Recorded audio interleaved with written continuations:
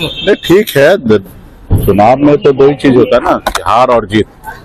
तो निश्चित तौर पे महागठबंधन को जो सफलता मिलना चाहिए नहीं मिला, और एनडीए को सफलता मिला है, तो एनडीए को बधाई दे रहे हैं, उनके टॉप लीडरशिप को बधाई दे रहे हैं। लेकिन जनादेश उनको नहीं मिला है।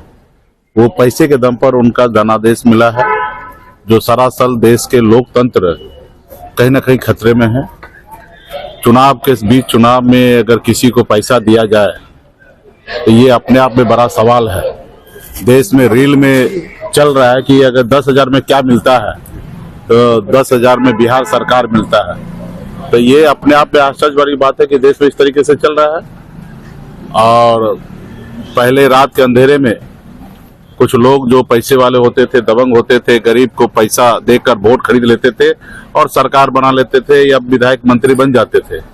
वो काम अनलीगल होता था, और वही अनलीगल काम को लीगल तरीके से आज के समय में सरकार जो है पावर में, वो ऐसे काम कर रहे हैं कि जनता का ही पैसा, राज का ही पैसा, वो पैसा माता बहन के खाते में 10,000 रुपया दिया जा रहा ताकि हमको वोट मिले। और माता बहन ने उनको मदद किया, जिताया। युवा, देश के राज्य के जितने भी युवा है वो महागठबंधन के साथ था, इसलिए हमारे पास 38-39% वोट है। वोट तो पिछले 2020 में जितना हमको प्राप्त हुआ महागठबंधन का, उससे अधिक वोट हम इस बार भी प्राप्त हुआ है। लेकिन उसमें वोट का पैटर्न में जो है, जो युवा जो था वो नौकरी लेने के लिए, रोजगार के लिए हमारे साथ खड़ा रहा। लेकिन हमारे माता बहन का एक बड़ा संख्या महिला का जो वोट है वो एनडीए को गया है। ये जो हम लोगों का फर्स्ट दृष्टिकोण से दिखा है। ऐसे चुनाव में तो कई तरह का फैक्टर होता है, हार के लिए कई फैक्टर होता है, जीत के लिए। तो इस पे विशेष हम लोग चर्चा करेंगे, और हम लोग मजबूती से लोकतंत्र को बचाने के लिए, मजबूती से 2029 के लिए अभी हम लोग तैयारी करेंगे, और राज्य में बदलाव आएगा। और जो सरकार ने जीविका दीदी से वादा किया कि 2 लाख रुपए हम देंगे, ये पहला किस्त है, 10,000 रुपया दिए हैं, 1,90,000 और देंगे।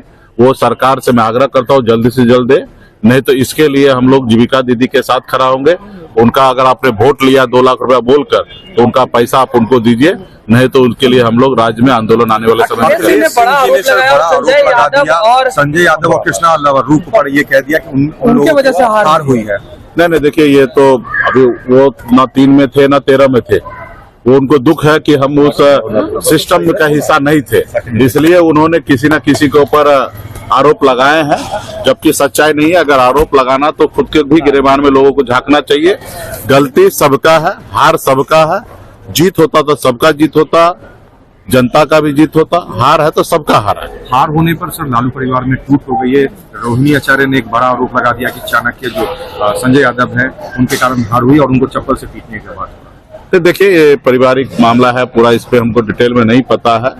और अक्सर ये चीज होता है कि हार होता है तो किसी एक आदमी पे ठिकरा फोड़ा जाता है, तो मुझे लगता है ये सही नहीं है।